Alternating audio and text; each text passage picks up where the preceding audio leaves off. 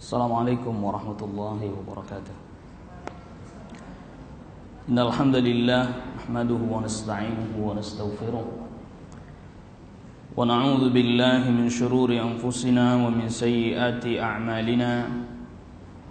May yahdihillahu fala mudilla lahu wa may yudlil fala hadiya lahu. Ashhadu an la ilaha illallah wahdahu la syarika lahu wa ashhadu anna Muhammadan abduhu wa rasuluh. Ya ayyuhalladzina amanu taqullaha haqqa tuqatih wa la tamutunna illa wa antum muslimun. Ya ayyuhan nasu taqu rabbakumul ladzi khalaqakum min nafsin wahidah wa khalaqa minha zawjaha وبث منهما رجالا كثيرا ونساء واتقوا الله الذي تساءلون به والأرحام إن الله كان عليكم رقيبا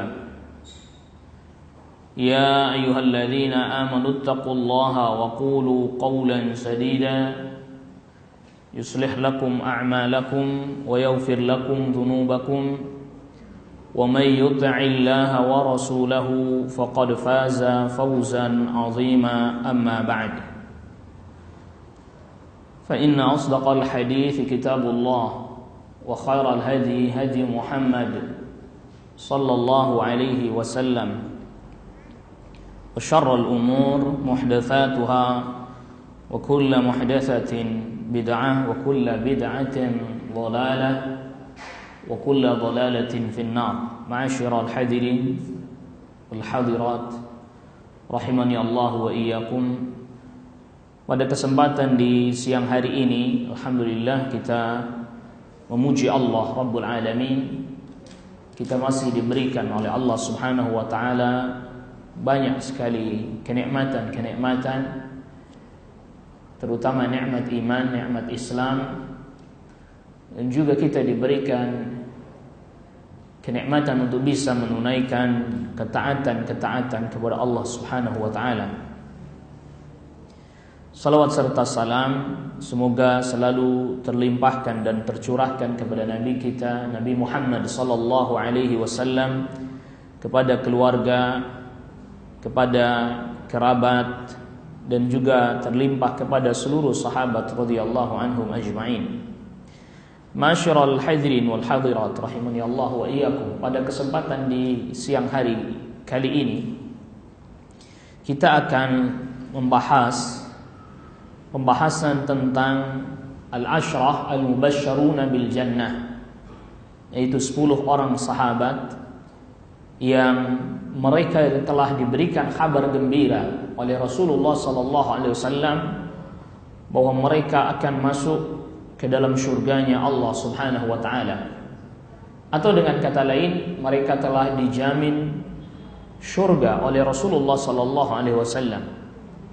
Rasulullah sallallahu alaihi wasallam menyebutkan mereka di dalam satu hadis. Di antaranya hadis ini dikeluarkan oleh At-Tirmidzi. Rasul sallallahu alaihi wasallam sabdakan, Abu Bakrin fil jannah. Abu Bakar di syurga.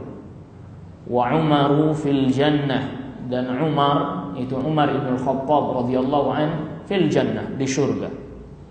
Wa Uthman fil jannah, dan sahabat Uthman ibn Affan radhiyallahu an di syurga.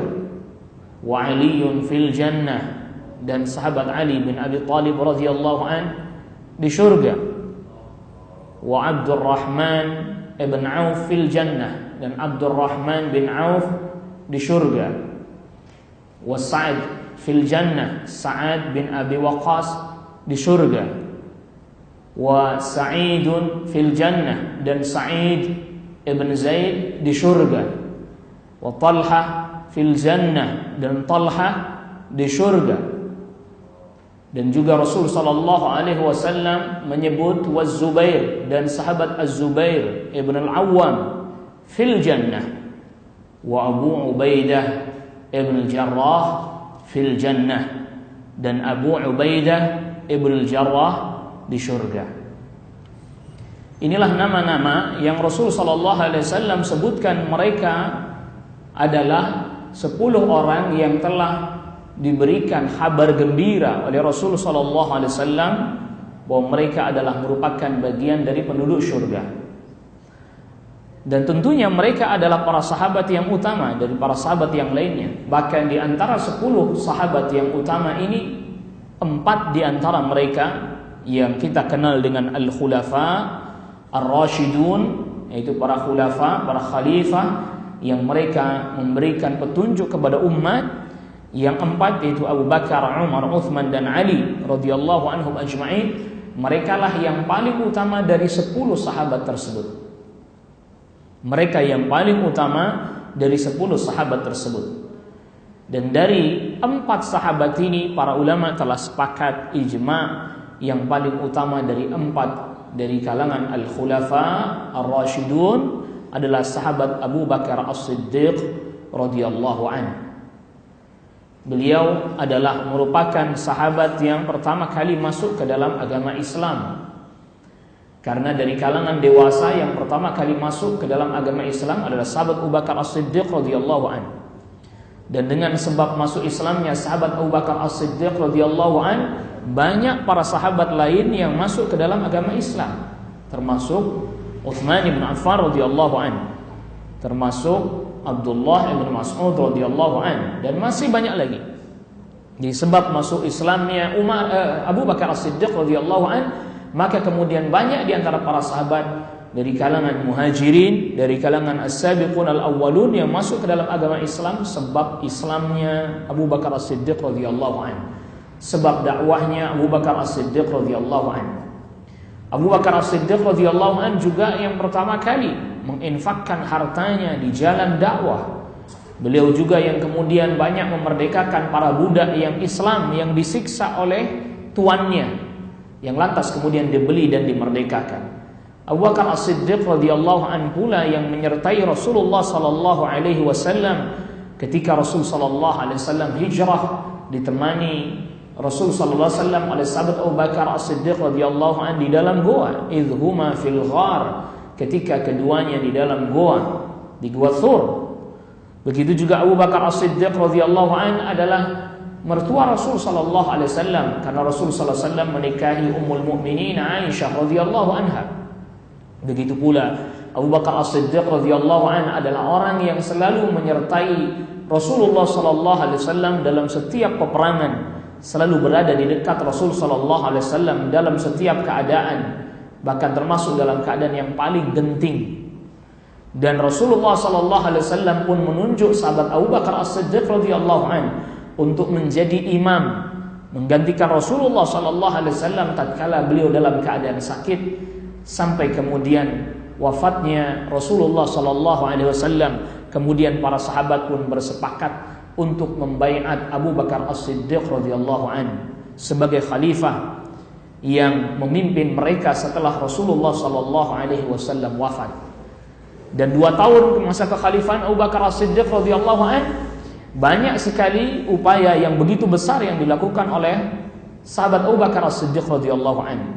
Mulai dari memerangi nabi-nabi palsu, lalu kemudian memerangi orang-orang yang murtad, memerangi orang-orang yang tidak mau mengeluarkan zakat, termasuk juga pengumpulan Al-Quran. Pertama kali dilakukan di masa Khalifah Abu Bakar As-Siddiq radhiyallahu anhu atas saran dan usulan sahabat Umar bin Khattab radhiyallahu anhu. Abu Bakar As-Siddiq radhiyallahu anhu mengembalikan kewibawaan Islam dan kaum muslimin tatkala orang-orang murtadin, orang-orang yang murtad, orang-orang yang munafik, orang-orang yang tak mau mengeluarkan zakat, mereka berusaha untuk menjatuhkan Islam. Dan sebab Abu Bakar As-Siddiq radhiyallahu anhu, maka kemudian Islam tetap mendapatkan wibawanya di hadapan orang kafir ataupun di hadapan orang munafik. Sampai kemudian Abu Bakar As-Siddiq radhiyallahu anhu wafat. Abu Bakar As-Siddiq radhiyallahu anhu kemudian mewasiatkan bahwa kekhalifahan setelah beliau wafat adalah yang menjadi pengganti beliau adalah Umar bin Khattab radhiyallahu anhu, berdasarkan wasiat dari Abu Bakar As-Siddiq radhiyallahu anhu. Kita ketahui bahwa Umar bin Khattab radhiyallahu anhu juga termasuk bagian dari sahabat yang utama sebagaimana kita ketahui keutamaannya. Kendati pun tentunya masuk Islamnya Umar ibn Khattab radhiyallahu an tidak seperti Abu Bakar di awal-awal. Umar ibn Khattab radhiyallahu an masuk Islam di tahun 5 kenabian. Di tahun 5 kenabian Umar ibn Khattab radhiyallahu an masuk Islam. Tidak lama setelah Hamzah paman Nabi masuk ke dalam agama Islam. Semenjak masuk Islamnya Umar ibn Khattab radhiyallahu an, kata Abdullah ibn Mas'ud radhiyallahu an, dahulu kami merasa ketakutan, dahulu kami merasakan kekhawatiran. Namun setelah Umar ibn Khattab radhiyallahu an masuk ke dalam agama Islam, maka kami pun diperkenankan dan kami berani menampakkan keislaman kami di hadapan manusia. Ini menunjukkan juga bahwa dengan sebab masuk Islamnya Umar ibn Khattab radhiyallahu an, Rasul sallallahu alaihi wasallam dan para sahabat pada saat itu mulai menampakkan keislaman mereka. Bahkan setelah Umar bin Khattab radhiyallahu anhu masuk Islam, Umar bin Khattab radhiyallahu anhu datang kepada Rasul sallallahu alaihi wasallam. Lalu kemudian Umar berkata kepada Rasul sallallahu alaihi wasallam, "Wahai Rasulullah, bukankah yang kita pegang dan yang kita yakini adalah kebenaran?" Rasul sallallahu alaihi wasallam katakan, "Iya, betul, kebenaran. Lalu buat apa kita bersembunyi?" Maka kemudian Umar bin Khattab radhiyallahu anhu bersama dengan paman Rasul yaitu Hamzah ibn Abdul Muttalib keluar ke Masjidil Haram, yang dimana orang-orang Quraisy pada saat itu melihat kaum muslimin bersama dengan Rasul sallallahu alaihi wasallam mereka melaksanakan ibadah di Masjidil Haram, dan tidak ada satupun orang Quraisy yang berani berbuat sesuatu kepada orang-orang muslim pada saat itu. Dan itu baru pertama kali kaum muslimin menunaikan ibadah terang-terangan di hadapan orang-orang Quraisy di Masjidil Haram. Itu semenjak masuk Islamnya Umar bin Khattab radhiyallahu anhu. Walaupun tentunya sebelumnya Umar bin Khattab adalah orang yang sangat dikenal begitu memusuhi Nabi sallallahu alaihi wasallam. Dan Umar bin Khattab radhiyallahu anhu pula yang kemudian berani menunaikan hijrah secara terang-terangan. Tidak ada yang sembunyikan oleh Umar bin Khattab radhiyallahu anhu. Sebab tidak ada satupun orang Quraisy yang berani mengganggunya. Sampai kemudian begitu banyak sekali jasanya Umar bin Khattab radhiyallahu an, bahkan Rasul sallallahu alaihi wasallam pernah sabdakan tentang Umar bin Khattab radhiyallahu an, "Lau kana ba'di nabiyyun lakana Umar." Kalau seandainya ada nabi setelah aku, niscaya Umar lah yang akan menjadi nabi. Tetapi tentunya Rasul sallallahu alaihi wasallam sabdakan, "La nabiyya ba'di." Tidak ada lagi nabi setelahku. Sehingga tidak ada yang menjadi nabi setelah beliau sallallahu alaihi wasallam. Kenapa? Karena Umar bin Khattab radhiyallahu an begitu kuat sekali firasatnya. Umar bin Khattab radhiyallahu an adalah orang yang begitu kuat sekali firasatnya. Sehingga itu pun diakui oleh putranya sendiri Abdullah ibn Umar. Umar bin Khattab radhiyallahu an setelah ditunjuk oleh sahabat Abu Bakar As-Siddiq radhiyallahu an untuk menjadi khalifah, maka Umar bin Khattab radhiyallahu an menunaikan tugasnya sebagai khalifah. Bahkan dengan sebab Umar menjadi khalifah, maka wilayah-wilayah kekuasaan kaum muslimin makin meluas. Begitu banyak jasa yang ditorehkan oleh Umar bin Khattab radhiyallahu an. Perbaikan Baitul Mal dikondisikan dan juga diatur sedemikian rupa sehingga bisa dikatakan kemajuan begitu besar terjadi pada masa Khalifah Umar bin Khattab radhiyallahu an. Termasuk dipukul mundurnya orang-orang Romawi dari Syam. Begitu juga runtuhnya, jatuhnya kekuasaan Persia yang kemudian dikuasai oleh kaum muslimin negeri-negeri tersebut. Itu terjadi pada masa Khalifah Umar bin Khattab radhiyallahu anhu. Sampai kemudian Umar bin Khattab radhiyallahu anhu menjelang wafat, Umar bin Khattab radhiyallahu anhu menunjuk beberapa orang untuk bermusyawarah. Ada 6 orang ditunjuk oleh Khalifah Umar menjelang wafatnya sebelum beliau dibunuh. Berwasiat sebelum beliau wafat, beliau ditikam oleh seseorang yang bernama Abu Lu'lu'ah al-Majusi, yang dimana memang telah merencanakan pembunuhan terhadap Umar bin Khattab radhiyallahu an. Abu Lu'lu'ah al-Majusi ini orang Persia, agamanya Majusi, yang dimana dia sangat dendam kepada Khalifah Umar karena memang Khalifah Umar di masa Khalifah Umar lah Persia diluluh lantakkan. Ketika ditikam dengan pisau yang memiliki 2 mata, 2 cabang, yang kemudian akhirnya Umar bin Khattab radhiyallahu anhu dalam keadaan yang sangat kritis menunjuk 6 orang untuk mengangkat khalifah. Ya, sahabat Utsman bin Affan radhiyallahu anhu, kemudian Ali bin Abi Thalib, kemudian ada Abdurrahman ibn Auf, Talhah bin Ubaidillah, lalu kemudian Abu Ubaidah Amir ibn Jarrah, dan Az-Zubair ibn Al-Awwam. Ada 6 sahabat yang dimana ini ditunjuk untuk menunjuk siapa khalifah setelah beliau. Lantas kemudian setelah Umar bin Khattab radhiyallahu anhu wafat, lalu kemudian mereka pun bermusyawarah. Ternyata 4 orang mundur. Az-Zubair bin Al-Awwam, Talha bin Ubaidillah, Abdurrahman ibn Auf, dan juga Abu Ubaidah ibn Jarrah. Mundur. Sehingga kemudian tersisa Abdurrahman bin Auf juga mundur. Sehingga tersisa 2 orang, yaitu sahabat Ali bin Abi Thalib dan Utsman bin Affan radhiyallahu anhu. Akhirnya sahabat Abdurrahman ibn Auf berkata kepada mereka berdua, apakah kalian berdua menyerahkan urusan ini kepadaku? Lantas kemudian Abdurrahman ibn Auf, di sebagian riwayat yang disebutkan oleh para sahabat, para ulama dari para sahabat, terjadi masa kosong kepemimpinan selama kurang lebih 3 hari. Abdurrahman bin Auf beristikharah, salat, dia berdoa, memohon kepada Allah Subhanahu wa taala, siapa di antara 2 orang ini yang kemudian hendak diangkat menjadi khalifah setelah Umar bin Khattab radhiyallahu anhu. Perhatikan saudaraku kaum muslimin, mengangkat pemimpin bukan sesuatu yang sembarangan dan mudah. 2 orang yang sangat kompeten, Utsman bin Affan radhiyallahu an, Ali bin Abi Thalib radhiyallahu an, sangat kompeten. Tidak diragukan keilmuannya, tidak diragukan kebaikannya, tidak diragukan ibadahnya, tidak diragukan ketakwaannya.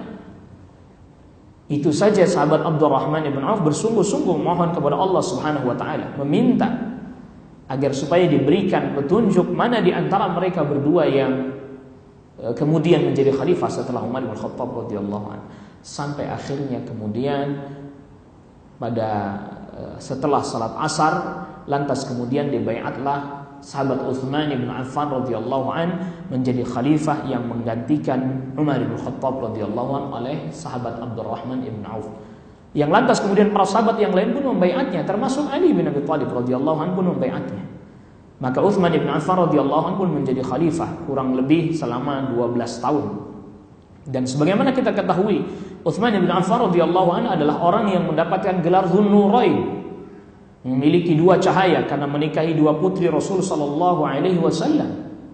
Lalu kemudian Utsman bin Affan radhiyallahu an juga termasuk orang yang dermawan. Sampai hari ini kita mendengar kisah kedermawanannya Umar, bagaimana ada satu sumur yang disebut dengan sumur rumah, yang kemudian sumur itu masih terus mendatangkan manfaat dan faedah. Termasuk juga Utsman bin Affan radhiyallahu an adalah orang yang sangat pemalu. Di antara sifat yang sangat melekat pada Utsman bin Affan radhiyallahu an adalah sangat pemalu.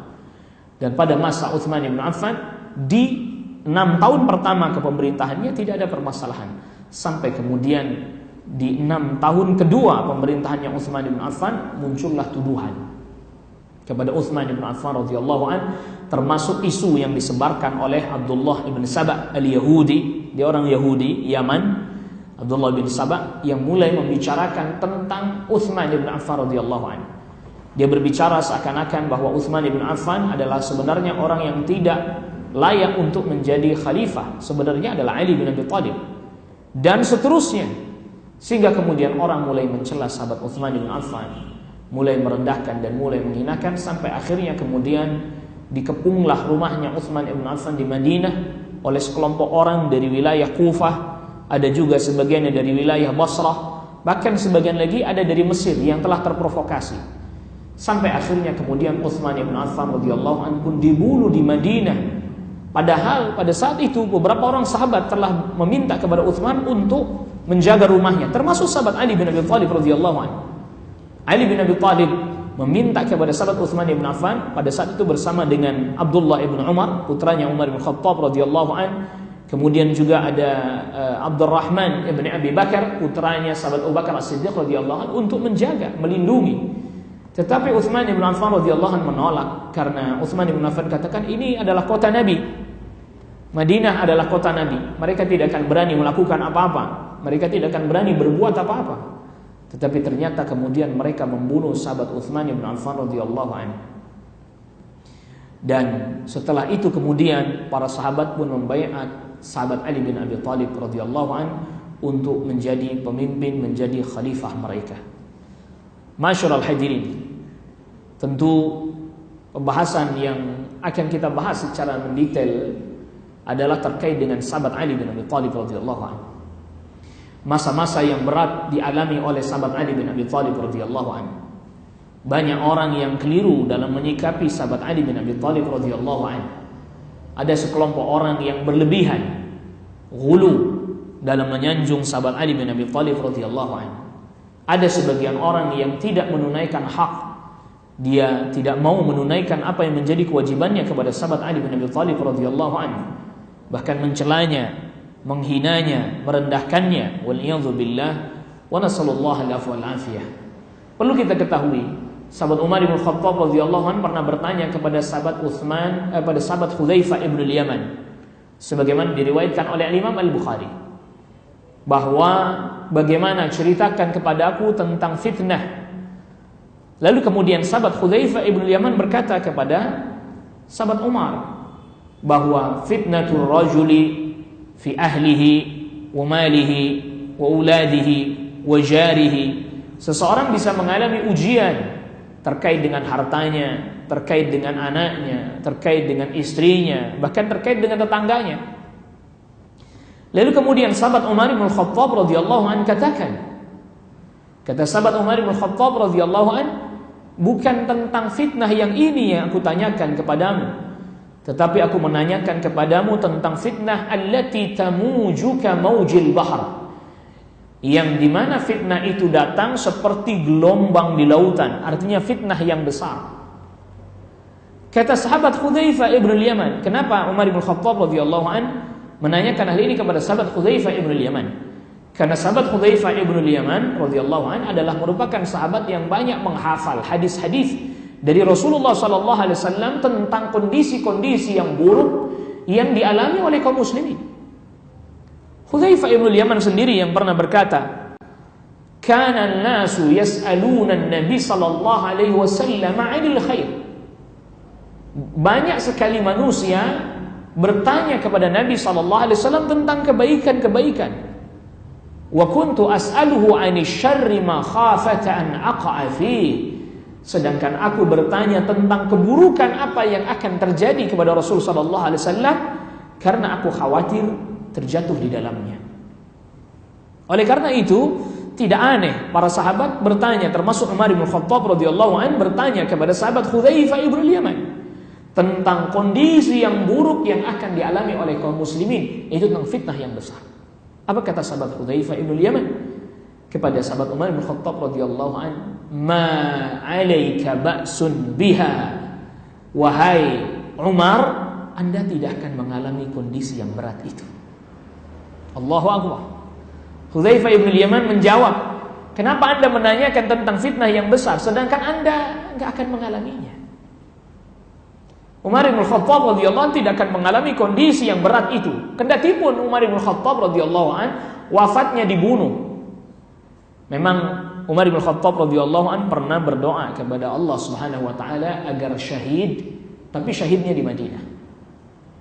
Wafat di Madinah, syahid. Sedangkan pada saat itu Madinah bukan area peperangan. Madinah bukan area peperangan, sehingga gak mungkin orang bisa syahid di Madinah. Peperangan terjadi di Syam, Palestina dan sekitarnya. Peperangan terjadi di Persia, lalu kemudian masuk ke sebagian wilayah Irak.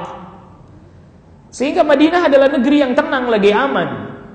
Bagaimana bisa syahid? Ternyata Allah kabulkan, yaitu dengan dibunuhnya sahabat Umar bin Khattab radhiyallahu anhu oleh seseorang yang bernama Abu Lu'lu' al-Majusi tadi. Kata Hudzaifah ibn al-Yaman, Anda tidak akan mengalami kondisi berat itu. Karena memang terbunuhnya Umar bin Khattab radhiyallahu anhu itu belum. Itu baru pertanda bahwa pintu fitnah terpecah, bukan lagi terbuka tapi terpecah. Karena kata sahabat Hudzaifah, ketika ditanya oleh orang-orang yang menanyakan kepada sahabat Hudzaifah tentang hadis tersebut dari kalangan tabi'in, di mana pintunya? Di kamarnya Umar. Yaitu Umar bin Khattab radhiyallahu anhu pintunya. Apakah pintu itu terbuka ataukah pintunya terpecah? Yang artinya nggak akan bisa tertutup lagi. Kata sahabat Hudzaifah ibn Yaman, pintu itu pecah. yaitu dengan wafatnya Umar bin Khattab radhiyallahu an, masuk masa kepemimpinan Utsman bin Affan radhiyallahu an. Di awal-awal tidak terjadi permasalahan, tapi di akhir-akhir terjadi permasalahan. Dimulailah fitnah. Fitnah bisa diartikan ada kejadian-kejadian buruk yang menimpa kaum muslimin, dan itu menjadi ujian bagi kaum muslimin. Dan ternyata fitnah itu dimulai dari masa kepemimpinannya Utsman bin Affan radhiyallahu an, di mana orang mencela Utsman, mencaci Utsman radhiyallahu an, mengatakan dia tidak kompeten. Bahkan sampai sebagian orang menuduh Utsman bin Affan radhiyallahu an melakukan tindakan nepotisme karena mengangkat para gubernur dari sukunya. Utsman bin Affan itu dari Bani Umayyah, sukunya Bani Umayyah. Lalu kemudian gubernur Syam Muawiyah bin Abi Sufyan juga dari Bani Umayyah. Padahal Muawiyah bin Abi Sufyan telah diangkat menjadi gubernur Syam semenjak masa kekhalifahan Umar bin Khattab radhiyallahu an. Bukan pada masanya Utsman bin Affan baru diangkat, bukan. Tuduhan pun datang, celaan, cacian, menghina, melecehkan, dan seterusnya datang kepada Utsman bin Affan. Lihat, maka nanti para ulama mengambil satu pelajaran yang begitu besar. Apabila kaum muslimin telah mencela pemimpinnya, telah melecehkan pemimpinnya, maka berarti itu pertanda kerusakan, fitnah, hal-hal berat, hal-hal buruk akan menimpa kaum muslimin di negeri tersebut. Jadi kisah yang kita sebutkan terkait dengan para sahabat ini bukan cuma sekedar cerita, tapi di dalamnya ada pelajaran. Di dalamnya ada pelajaran. Setelah terbunuhnya Utsman bin Affan radhiyallahu an, tentu para sahabat di Madinah tidak lagi melihat kepada sahabat yang lain kecuali kepada sahabat Ali bin Abi Thalib radhiyallahu an. Pada saat itu sahabat Talha bin Ubaidillah dan sahabat Az-Zubair ibn Al-Awwam membaiat Ali bin Abi Thalib radhiyallahu an menjadi khalifah, yang kemudian disetujui oleh para sahabat yang lain di Madinah untuk menjadi khalifah. Tetapi kondisi ketika sahabat Ali bin Abi Thalib radhiyallahu anhu diangkat menjadi khalifah sudah kacau balau, sudah carut marut. Betul, Ali bin Abi Thalib adalah orang yang kompeten, tidak ada yang meragukan tentang kompetensinya Ali bin Abi Thalib radhiyallahu anhu. Beliau adalah putranya Abu Thalib, dan sama-sama kita ketahui Abu Thalib adalah merupakan paman Rasul sallallahu alaihi wasallam. Bahkan Rasul sallallahu alaihi wasallam diasuh oleh Abu Thalib. Lantas kemudian setelah Rasul sallallahu alaihi wasallam menikah dengan Khadijah radhiyallahu anha, Rasul sallallahu alaihi wasallam kemudian membawa Ali bin Abi Thalib beserta dengannya di rumahnya Rasul sallallahu alaihi wasallam. Jadi Ali bin Abi Thalib radhiyallahu an dididik, diasuh di rumahnya Khadijah radhiyallahu anha oleh Rasul sallallahu alaihi wasallam. Maka tidak aneh kalau sahabat Ali bin Abi Thalib termasuk yang masuk Islam dari kalangan anak-anak. Ketika sahabat Ali bin Abi Thalib masuk Islam, usianya baru sekitar 10 tahun. Para ulama sirah menyebutkan usianya baru sekitar 10 tahun. Pertanyaan muncul, bagaimana mungkin ada anak yang berusia 10 tahun masuk ke dalam agama Islam, sedangkan orang-orang dewasa, para cendekia, para tokoh pada saat itu masih sulit memahami dakwah dan ajakan serta ajaran Rasul sallallahu alaihi wasallam. Kalau Abu Bakar As-Siddiq radhiyallahu an, kisah masuk Islamnya dibawakan secara ringkas oleh Al-Imam Al-Hafidz Ibnu Katsir. Dia melakukan perdagangan ke Syam, lalu bertemu dengan salah seorang pendeta di Busra yang mengira Abu Bakar As-Siddiq ini adalah Nabi sallallahu alaihi wasallam. Ditanyakan, apakah Anda dari mana asal Anda? Dari Mekah, dari suku Quraisy. Betul, dari suku Quraisy. Ayah Anda masih hidup? Masih hidup. Akhirnya kata pendeta tersebut, berarti bukan Anda orangnya, sebab Nabi yang terakhir ayahnya sudah wafat. Apakah ada seorang Nabi yang datang dari Mekah? Kata Abu Bakar kepada pendeta tersebut, ada. Ciri-cirinya demikian. Sepulang dari berdagang, Abu Bakar As-Siddiq radhiyallahu langsung mencari Rasul sallallahu alaihi wasallam, lalu kemudian menemui Rasul sallallahu alaihi wasallam, masuk Islam. Mudah sekali masuk Islamnya Abu Bakar As-Siddiq radhiyallahu anhu. Itu orang dewasa. Bagaimana ini anak-anak 10 tahun dia bisa memahami dan bisa mengerti? Kita jawab, dia dididik oleh Rasul sallallahu alaihi wasallam di kediaman beliau bersama dengan Khadijah radhiyallahu anha. Khadijah radhiyallahu anha masuk Islam karena memang orang terdekat, istri beliau. Lalu kemudian Ali bin Abi Thalib kok masih kecil, baru usia 10 tahun bisa masuk Islam? Karena memang ia dididik oleh Rasulullah sallallahu alaihi wasallam. Ibarat Rasulullah sallallahu alaihi wasallam adalah seperti orang yang begitu menjadi panutan Ali bin Abi Thalib radhiyallahu anhu, sehingga apa yang dilakukan, gerak-geriknya itulah yang dilakukan dan juga diikuti oleh Ali bin Abi Thalib radhiyallahu anhu. Dan kemudian di antara orang yang masuk Islam awal yang dalam ruang lingkup rumah adalah sahabat Zaid bin Harithah, karena tadinya dia adalah budaknya Khadijah radhiyallahu anha yang diberikan kepada Rasul sallallahu alaihi wasallam. Abu Bakar Siddiq radhiyallahu anhu dari luar rumah. Itulah mengapa Ali bin Abi Thalib radhiyallahu anhu masuk Islam terlebih dahulu dari kalangan anak-anak, karena Ali bin Abi Thalib adalah orang yang dididik di rumah Rasul sallallahu alaihi wasallam, di rumahnya Khadijah. Anda perlu tahu itu rumahnya Khadijah radhiyallahu anha, bukan rumahnya Rasul sallallahu alaihi wasallam. Itu rumahnya Khadijah radhiyallahu anha. Dididik di sana. Yang tentunya Ali bin Abi Thalib lah yang mengawasi bagaimana Rasul sallallahu alaihi wasallam aktivitasnya dan seterusnya, mengikuti terus. Kendatipun memang karena dia masih anak-anak, maka perjuangan dakwahnya tidak seperti mereka orang yang dewasa yang memiliki kedudukan, yang memiliki harta seperti Abu Bakar As-Siddiq radhiyallahu anhu. Tidak. Tetapi sebagaimana kita ketahui, orang yang di rumah Rasul sallallahu alaihi wasallam, maka dialah yang banyak melihat dan memperhatikan bagaimana aktivitas, kegiatan serta sikap-sikap Rasul sallallahu alaihi wasallam. Tidak aneh Ali bin Abi Thalib pun diberikan kelebihan dan keunggulan dari sisi ilmu, karena dia dari kecil dididik oleh Rasul sallallahu alaihi wasallam.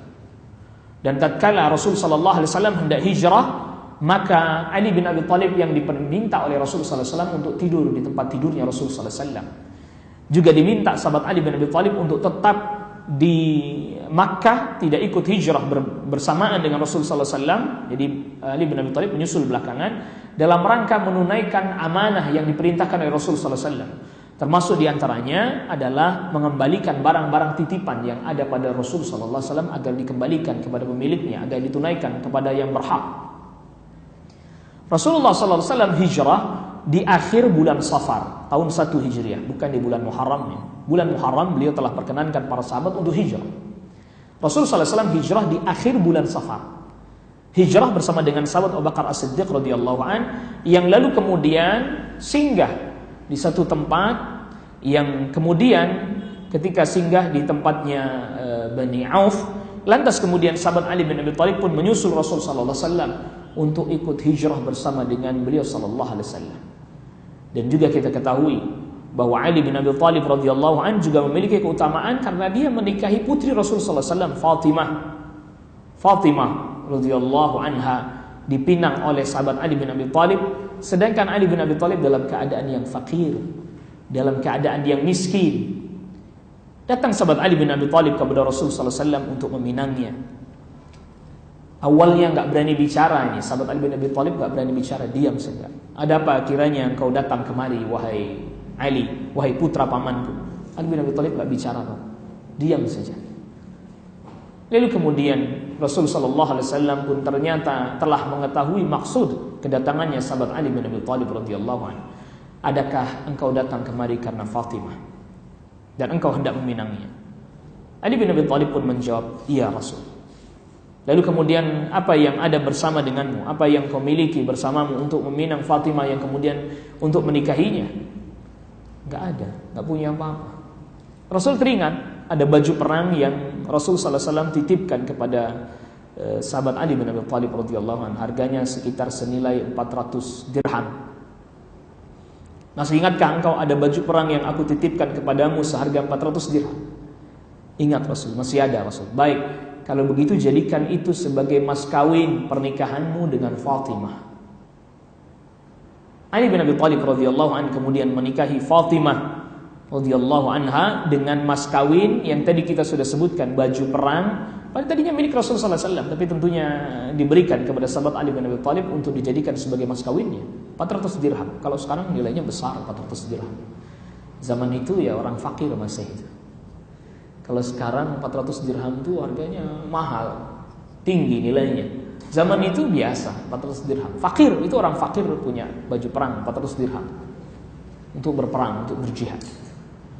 Dan sahabat Ali bin Abi Thalib radhiyallahu anhu juga termasuk sahabat yang darinya dengan menikahi Fatimah radhiyallahu anha banyak melahirkan putra Al-Hasan, Al-Husain. Sebagian para ulama menyebutkan ada Muhsin, ada Khadijah, ada yang namanya juga Zainab. Kita hanya tahu Al-Hasan dan Al-Husain saja. Ali bin Abi Thalib radhiyallahu an selalu mengikuti peperangan-peperangan bersama dengan Rasul sallallahu alaihi wasallam, kecuali perang Tabuk. Tidak pernah ketinggalan melakukan peperangan kecuali perang Tabuk. Karena perang Tabuk Ali bin Abi Thalib diminta oleh Rasul sallallahu alaihi wasallam untuk menjadi pengganti Rasul sebagai amir, sebagai pemimpin di Madinah, sedangkan Rasul sallallahu alaihi wasallam pergi untuk memimpin perang. Pada perang Badar, Ali bin Abi Thalib radhiyallahu anhu justru termasuk orang yang ikut dalam perang tanding menghadapi beberapa tokoh Quraisy. Ada Utbah bin Rabi'ah dari pihak Quraisy, ada Syaibah bin Rabi'ah yang kemudian menang. Hamzah, kemudian Ali bin Abi Thalib radhiyallahu anhu maju pada perang Uhud, yang kemudian perang tanding mereka yang menang. Pada perang Badar, lalu kemudian perang Uhud juga sama. Dalam perang Uhud juga Ali bin Abi Thalib radhiyallahu anhu juga ikut mengambil bagian, termasuk menjadi pasukan dalam pasukan kaum muslimin. Pada perang Khandaq bahkan ada salah satu tokoh Arab, mungkin kalau kita istilahnya pendekar Arab, yang dikalahkan oleh sahabat Ali bin Abi Thalib radhiyallahu anhu pada perang Khandaq. Begitu juga sahabat Ali bin Abi Thalib radhiyallahu anhu ikut serta juga di dalam upaya untuk Fathu Makkah, menguasai kembali kota Makkah. Bahkan Rasulullah SAW mengutus sahabat Ali bin Abi Thalib radhiyallahu anhu, "Alla tada' timthalan illa tamastahu." Janganlah engkau biarkan ada berhala, patung, kecuali hancurkan.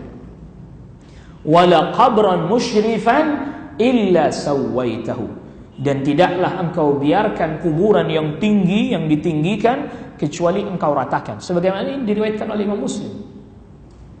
Sahabat Ali bin Abi Thalib ikut bagian dalam Fathu Makkah yang kemudian diperintahkan oleh Rasul sallallahu alaihi wasallam untuk meratakan setiap kuburan yang tinggi, menghancurkan setiap berhala yang dia dapati dan dia temui, dihancurkan. Itu perintah dari Rasulullah sallallahu alaihi wasallam. Jadi bukan perintahnya orang di zaman sekarang. Sudah dari dulu Rasulullah SAW perintahkan hal itu. Dan sahabat Ali bin Abi Thalib menunaikannya.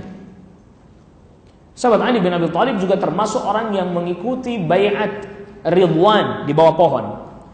Laqad radiyallahu 'anil ladzina yubay'unaka tahta asy-syajarah.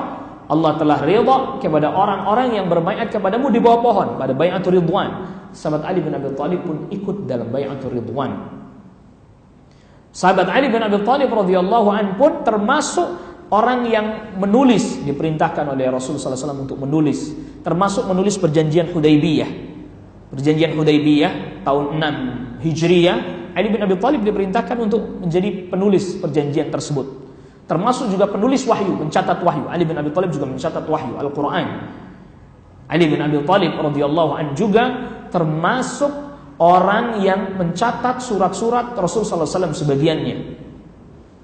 Ini berarti sahabat Ali bin Abi Thalib memiliki kedudukan yang tinggi yang tidak diragukan. Kedudukannya di hadapan para sahabat tidak diragukan. Rasulullah SAW menjelang wafat, Abdullah ibn Abbas paman Nabi SAW pernah berkata kepada sahabat Ali bin Abi Thalib, tanyakan kepada Rasulullah SAW siapa yang akan menjadi penggantinya dari kalangan keluarganya, dari kalangan Bani Hashim setelah Rasulullah SAW wafat. Tanyakan. Apa kata sahabat Ali bin Abi Thalib radhiyallahu anhu? Tidak, aku tidak akan menanyakannya.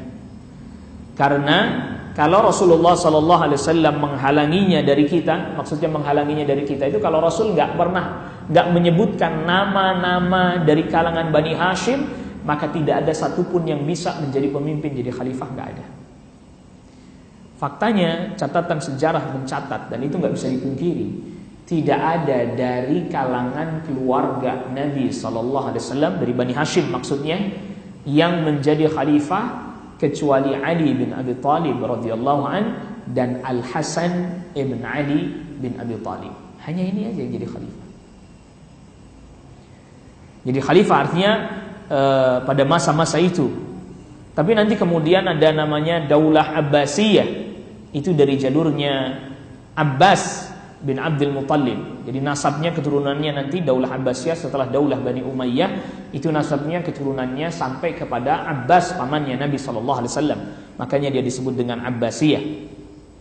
Tetapi dari kalangan Bani Hashim yang dekat ini hanya dua aja, hanya Ali bin Abi Thalib dan Al-Hasan yang jadi khalifah.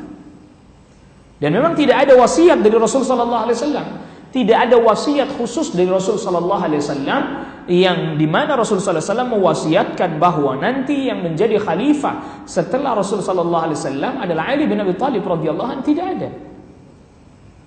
Maka pernah dikatakan dan ditanyakan kepada sahabat Ali bin Abi Thalib radhiyallahu anhu, apakah ada wasiat khusus yang Rasul sallallahu alaihi wasallam wasiatkan kepadamu terkait kekhalifahan? Tidak ada. Enggak ada. Ali bin Abi Thalib mempunyai catatan-catatan terkait dengan wasiat Rasulullah SAW yang catatannya disimpan di dalam sarung pedang beliau. Di antaranya terkait dengan la'anallah man dzabaha li ghairillah, itu terkait wasiatnya Allah melaknati orang yang menyembelih untuk selain Allah. La'anallah man la'ana walidayhi, Allah melaknati orang yang melaknati kedua orang tuanya. La'anallahu man awa muhditsan, Allah melaknati orang yang memberikan perlindungan kepada pelaku kemaksiatan. La'anallahu man ghayyara manaral ard, Allah melaknati orang yang merubah patok tanah. Itu diantara yang dicatat oleh sahabat Ali bin Abi Thalib radhiyallahu anhu pada catatan yang dia simpan di dalam sarung pedangnya. Dan termasuk terkait beberapa masalah tentang bagaimana cara mengambil keputusan-keputusan dalam berbagai macam hal. Nggak ada wasiat khusus. Dan itu diriwayatkan oleh para ulama, termasuk Al-Bukhari di dalam Al-Adabul Mufrad misalnya, meriwayatkan hal itu. Jadi nggak ada riwayat khusus bahwa khalifah setelah Nabi SAW wafat adalah Ali bin Abi Thalib radhiyallahu anhu. Tidak ada. Adapun hadis yang dikenal dengan hadis Ghadir Khum, ini hadis ini diriwayatkan oleh Imam Muslim di dalam sahihnya, hadis Ghadir Khum, di mana Rasulullah SAW pulang dari menunaikan ibadah haji, Hajjatul Wada. Haji Wada itu tahun 10 Hijriah. Ketika sepulang dari menunaikan ibadah haji, sampai di satu tempat yaitu mata air yang disebut dengan Ghadir Khum, di mana Rasulullah SAW kemudian sabdakan, siapa orang yang dia mencintai aku, maka ini adalah Ali, hendaknya dia mencintainya, hendaklah ia menjadi walinya. Nah, hadis ini tidak sama sekali difahami oleh para sahabat yang hadir pada saat itu sebagai penunjukan Ali radhiyallahu anhu sebagai khalifah, tidak. Karena kalau memang itu adalah penunjukan, pasti mereka tahu ketika Rasul wafat, dulu Rasul pernah bilang di Ghadir Khum itu sekitar tanggal 15 Dzulhijjah. Hadis itu terjadi atau dikeluarkan statement itu oleh Rasulullah SAW tanggal 15 Dzulhijjah tahun 10 Hijriah, yang dimana bulan Dzulhijjah, Muharram sudah ganti tahun jadi tahun 11 Hijriah. Muharram, Safar, Rabiul Awal, Rasulullah SAW wafat. Perhatikan, itu terjadi tanggal 15 Dzulhijjah. Dzulhijjah, Muharram tahun 11, Safar tahun 11, Rabiul Awal tahun 11 Hijriah, tanggal 12 Rabiul Awal tahun 11 Hijriah Rasulullah SAW wafat. Hari Senin juga. Itu berarti jaraknya belum jauh antara hadis Ghadir Khum yang diriwayatkan oleh Imam Muslim yang itu terjadi pada tanggal 15 Dzulhijjah tahun 10, jaraknya bukan 1 tahun, hanya beberapa bulan. Jaraknya enggak 1 tahun, hanya beberapa bulan. Persisnya 3 bulan jaraknya Rasul wafat. Kalau memang hadis yang Rasul sabdakan di dalam Ghadir Khum bahwa siapa orang yang mengakui aku sebagai walinya, maka ini adalah Ali sebagai walinya, itu difahami sebagai wasiat pengangkatan sebagai khalifah, enggak mungkin sahabat segitu banyaknya yang mendengar kemudian enggak ada yang teringat. Tidak mungkin para sahabat kemudian tidak teringat Rasul wafat. Niscaya kalau memang itu dimaknai dan difahami oleh para sahabat sebagai tanda atau wasiat bahwa nanti setelah Rasul sallallahu alaihi wasallam wafat, Ali lah yang menjadi khalifah penggantinya. Kalau difahami begitu, niscaya para sahabat kemudian akan berkata, kita sudah pernah dengar tanggal 15 Dzulhijjah Rasul sabdakan begitu, berarti yang jadi khalifah setelah Rasul wafat ya Ali bin Abi Thalib. Nyatanya tidak. Nyatanya tidak difahami dengan fahaman seperti itu, karena para sahabat yang lain pun ikut hadir mendengar sabda Nabi itu. Sahabat Abu Bakar As-Siddiq radhiyallahu anhu, Umar bin Khattab radhiyallahu anhu, Utsman bin Affan radhiyallahu anhu, dan yang lainnya mereka mendengar hadis itu. Maka yang pertama kali menyebarkan isu yang semisal seperti ini, awal mulanya hanya sekedar mengatakan bahwa sahabat Ali bin Abi Thalib radhiyallahu anhu lebih utama daripada sahabat Utsman. Awal mulanya begitu saja, hanya sampai di situ. Dan itu yang menyebar di wilayah Kufah. Memang Kufah itu masuk wilayah Irak. Kufah, Basrah masuk wilayah Irak. Dan perhatikan, Rasulullah SAW pernah sabdakan bahwa fitnah akan muncul dari sebelah timur Madinah, bukan timurnya Indonesia. Timurnya Madinah, para ulama katakan Irak, termasuk sampai wilayah Persia. Maka perhatikan bagaimana kejadian demi kejadian, permasalahan demi permasalahan muncul Irak dibandingkan wilayah lain di masa itu, termasuk di masa sahabat Ali bin Abi Thalib radhiyallahu anhu. Ketika beliau diangkat menjadi khalifah, dibaiat menjadi khalifah, itu gejolak terjadi di wilayah Irak, termasuk di Kufah, Basrah. Wilayah yang lain memang terjadi gejolak, tapi tidak sebegitu memanas seperti wilayah-wilayah yang ada di Irak. Sehingga ketika sahabat Ali bin Abi Thalib radhiyallahu anhu dibaiat jadi khalifah, ini kan ada tuntutan dari, terutama dari Syam, Muawiyah bin Abi Sufyan. Ketika sahabat Utsman bin Affan radhiyallahu anhu dibunuh, pakaiannya sahabat Utsman bin Affan yang berlumuran darah. Lalu kemudian istrinya Utsman bin Affan yang namanya Nailah radhiyallahu anha berusaha menghalangi, yang akhirnya jari jemarinya kena sabetan pedang, terlepas jari jemarinya. Itu kemudian dibawa ke Syam, ditunjukkan kepada Muawiyah, ini bajunya Utsman yang berlumuran darah, dan ini jari jemarinya Nailah yang terputus karena sabetan pedang. Muawiyah bin Abi Sufyan sangat marah, bahkan naik ke atas mimbar berkhutbah terkait dengan hal itu dengan menunjukkan pakaiannya sahabat Utsman bin Affan dan jari yang telah terpotong dan terputus dari istrinya Utsman bin Affan, Nailah. Gejolak di Syam menuntut, setelah mendengar khalifah yang baru sudah diangkat, yaitu Khalifah Ali bin Abi Thalib radhiyallahu an, baru diangkat, akhirnya kemudian mereka pun menuntut agar supaya Ali bin Abi Thalib langkah pertama dalam pemerintahannya, ia menjadi khalifah, prioritas utama yang harus dilakukan adalah mencari para pembunuh sahabat Utsman bin Affan, karena mereka sekelompok orang, bukan satu orang dua orang, sekelompok orang, mencari mereka orang-orang yang telah membunuh Utsman bin Affan dan menghukum mereka. Tetapi sahabat Ali bin Abi Thalib radhiyallahu anhu memiliki pandangan yang berbeda. Bukan berarti sahabat Ali bin Abi Thalib radhiyallahu anhu tidak mau menunaikan tuntutan itu.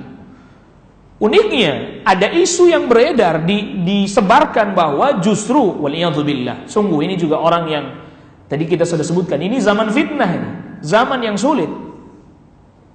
Banyak berita beredar, ya kayak zaman sekarang ini zaman fitnah, berita beredar tentang ini, tentang itu, tentang ini, tentang ini, tentang itu. Anda bingung, nggak tahu yang benar, nggak tahu yang salah, bingung. Yang satu mengklaim dia berjihad membela Islam, yang satu lagi juga sama berjihad juga. Tapi satu kelompok jihad dengan kelompok jihad yang lainnya ketika bertemu di satu tempat saling menyerang satu dengan yang lainnya. Anda bingung, nggak tahu mana yang benar, nggak tahu mana yang salah. Itulah zaman fitnah. Sulit kita untuk mengetahui mana yang hak, mana yang batil, mana yang benar, mana yang salah. Sulit, susah. Maka nanti ada beberapa hal yang harus kita catat juga terkait dengan hal ini.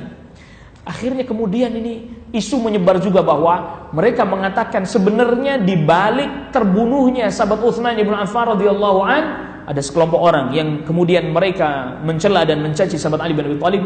Ini jangan-jangan ini di balik pembunuhan ini Ali bin Abi Thalib dalangnya. Waliyadzubillah. Nasallallahu alaihi wasallam. Anda bisa bayangkan, di satu sisi sahabat Ali bin Abi Thalib radhiyallahu an menghadapi tuntutan dari mereka yang memang menginginkan agar supaya segera diselesaikan ini, cari, tangkap, hukum. mereka yang membunuh sahabat Utsman bin Affan radhiyallahu anhu. Di sisi lain, beliau terkena fitnah, tuduhan bahwa beliaulah sebenarnya yang menjadi dalang dari terbunuhnya sahabat Utsman bin Affan radhiyallahu anhu. Nasallallahu alaihi wasallam. Sahabat Ali bin Abi Thalib radhiyallahu anhu pun kemudian berusaha mencari informasi tentang mereka orang-orang yang membunuh sahabat Utsman bin Affan radhiyallahu anhu di awal-awal menjadi khalifah. Ternyata mereka telah bercampur dan berbaur.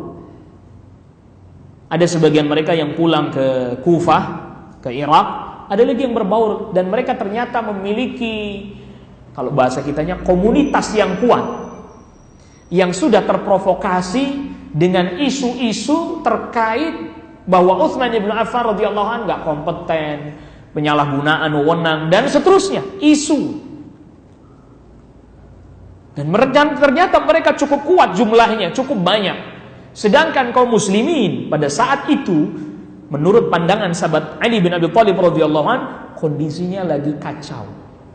Sehingga kalau dipaksakan untuk melakukan upaya untuk menangkap mereka, justru kaum muslimin tidak akan mampu dan akan mengalami kekalahan, sebab mereka dalam kondisi yang begitu kuat, masuk ke dalam tubuh masyarakat dengan sendi-sendinya yang sudah terkena isu tadi. Makanya kita katakan kalau orang udah kena isu, bicarain pemimpinnya dengan mencela, sibuk ngomongin pemimpinnya, begini begitu, kebijakannya semuanya kita perhatikan, ngedoain nggak pernah. Itu ciri, itu kerusakan dan fitnah akan dialami oleh kaum muslimin. Nasihat bukan begitu caranya. Nasihat bukan di media sosial. Nasihat bukan di media sosial, ngomongin pemimpin di medsos, kebijakannya begini, waliyadzubillah. Itu bukan nasihat. Nasihat itu Anda datang, Anda bicara di depannya. Ya nggak mampu saya, diam, doakan. Maka Rasulullah SAW sabdakan termasuk afdalul jihad, seutama-utamanya jihad adalah kalimatu haqqin inda sultanin jair. Bicara kebenaran dengan cara yang baik di hadapan pemimpin yang zalim, berdoa. Wah, kalau begitu saya bisa dibunuh, Pak. Ya kita katakan sebagaimana dikatakan sahabat Abdullah ibn Abbas. Kata Abdullah ibn Abbas, kalau engkau khawatir akan nyawamu, akan dirimu, berarti engkau nggak mampu. Ya udah doain, selesai. Makanya perhatikan ini. Jadi mungkin kalau bahasa sekarang ini ada istilah mosi tidak percaya pada saat itu di tengah masyarakat terhadap Khalifah Utsman. Mereka yang melakukan tindakan dalam tanda kutip pemberontakan, membunuh Utsman, mereka didukung oleh orang banyak yang juga sudah terprovokasi. Anda bisa bayangkan, orang kalau udah terprovokasi, perhatikan, orang kalau sudah terprovokasi, orang saleh sekalipun di mata orang jadi jelek. Orang salih seperti Utsman bin Affan radhiyallahu an jadi jelek, jadi buruk, jatuh wibawanya, rusak citranya. Zaman fitnah. Ini mesti diperhatikan. Ali bin Abi Thalib radhiyallahu an faham betul menghadapi kondisi begitu, sehingga Ali bin Abi Thalib nggak lantas kemudian udah pokoknya kumpulin pasukan sebanyak-banyaknya perang. Ali bin Abi Thalib ingin menstabilkan kondisi dulu biar reda, kondisi kaum muslimin pulih, kuat lagi, baru. Itu ijtihadnya sahabat Utsman bin Affan radhiyallahu an, sahabat Ali bin Abi Thalib radhiyallahu an terkait Utsman. Itu ijtihad. Rasul sudah jauh-jauh hari katakan kepada sahabat Ali bin Abi Thalib bahwa nanti akan ada di antara kalian orang yang berperang sesama kalian karena sama-sama berbeda dalam memahami Al-Quran. Rasul sudah sabdakan itu. Sahabat Abu Bakar tanya, saya yang mengalami itu Rasul? Bukan. Umar bin Khattab radhiyallahu anhu tanya, saya yang mengalami itu Rasul? Bukan. Utsman bin Affan tanya, saya ya Rasul? Enggak, bukan kamu juga. Engkau yang akan mengalami hal itu, wahai Ali. Berbeda ijtihad. Maka ketika sahabat Ali bin Abi Thalib radhiyallahu an mengambil langkah untuk mengganti para gubernur. Jadi kan ada isu bahwa ini gubernur-gubernur yang diangkat oleh sahabat Utsman bin Affan radhiyallahu an enggak kompeten, nepotisme dari sukunya. Maka kemudian berusaha diganti kalau begitu supaya masyarakat percaya dulu terhadap kepemimpinan dan pemerintahan. Pada saat itu kepercayaan masyarakat terhadap kepemimpinan dan pemerintahan sudah sangat menurun drastis. Kalau seandainya kondisi yang seperti itu dibiarkan, tentu membahayakan. Ini pandangannya sahabat Ali bin Abi Thalib radhiyallahu anhu. Makanya ganti. Walaupun sahabat Abdullah ibnu Abbas, putranya Abbas, sahabat Ali bin Abi Thalib diskusi dulu, tanya, konsultasi bagaimana apa mau diganti atau tidak. Sahabat Abdullah bin Abbas katakan, enggak usah, biarin aja. Gubernur-gubernur yang sudah ada diangkat pada masa Khalifah Utsman bin Affan enggak usah diganti, biarin aja. Tapi nampaknya sahabat Ali bin Abi Thalib hendak mengganti mereka. Diutus diantaranya misalnya Sahal bin Hunayf menuju ke Syam untuk menjadi gubernur Syam. Di tengah jalan dicegat oleh orang Syam. Kami tetap loyal kepada Muawiyah, pulang Anda ke Madinah. Lihat, itu berarti kondisinya sudah tidak stabil. Maka sahabat Ali bin Abi Thalib radhiyallahu anhu hendak menstabilkan kondisi itu. Di sisi lain ada dua sahabat, Thalhah bin Ubaidillah dan Az-Zubair ibn al-Awwam, mereka ke Makkah untuk menunaikan ibadah umrah, lalu kemudian berjumpa dengan Ummul Mukminin Aisyah radhiyallahu anha. Az-Zubair ibn al-Awwam ini putri anaknya bibinya Rasul sallallahu alaihi wasallam, Safiyah bintu Abdul Muttalib. Safiyah bintu Abdul Muttalib. Nah, Az-Zubair ibn al-Awwam anaknya Safiyah bintu Abdul Muttalib. Lalu kemudian Az-Zubair ibn al-Awwam ini menikah dengan Asma bintu Abi Bakrin. Asma bintu Abi Bakrin adalah saudari perempuan Aisyah, 10 tahun lebih tua daripada Aisyah radhiyallahu anha, tapi beda ibu. Ya, beda ibu. Ibunya Aisyah radhiyallahu anha Ummu Ruman, sedangkan ibunya Asma bintu Abi Bakrin namanya Qutailah. Sebagian para ulama sirah menyebutkan namanya aslinya adalah Qutailah, nama aslinya ibunya Asma bintu Abi Bakrin. Az-Zubair bin Awwam berangkat ketemu dengan Aisyah, bincang-bincang, ngobrol-ngobrol.